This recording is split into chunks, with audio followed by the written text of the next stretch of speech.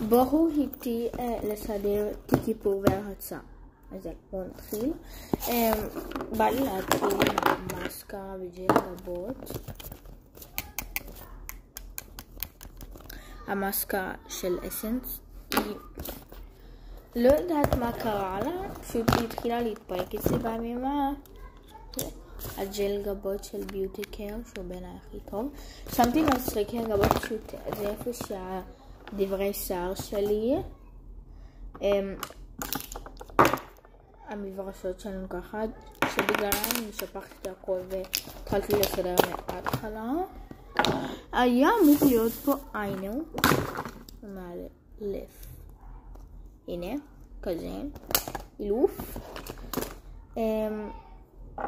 שפתיים לקחתי, כי תוכם אני התמשל כבר בספורה, לקחתי את שלושתם, אחד מסקר, אחד מספורה, אחד בכלל לא בלו.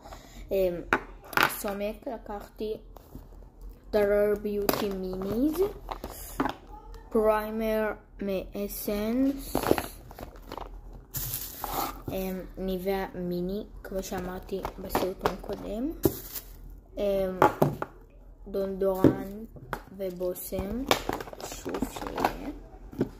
אם תרצו עול מאיזשהו מקום, אני בכל זאת אעשה לכם סבון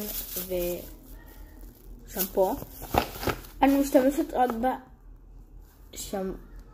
רק פודרה, גם פודרה. אני משתמשת רק בשמפו שלי, של קרוליין, של פעם הייתי קונה אותו, ניסיתי אותו פעם עם שמן אריגן וממש אהבתי, ואז קניתי לנסות עם שמפו תמר, ואז ניסיתי ואז התאהבתי בזה, וזהו, ככה זה נראה. בנוסף אני אביא לכם עכשיו, אני אראה לכם את הסבון שאני מביאה איתי ביחד. טוב, הנה הבוס. איזה בוסם? זה סבון פנים, זה של סקרה, אבל זה לא נראה של סקרה, וסתכלו איזה שיטה פיתחתי, זה כן של סקרה, לא רואים פה את הסימן של סקרה, אבל בסדר.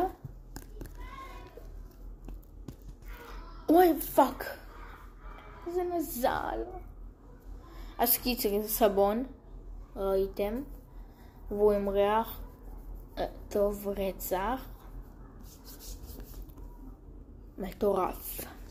ביי ביי, תעקבו לעוד.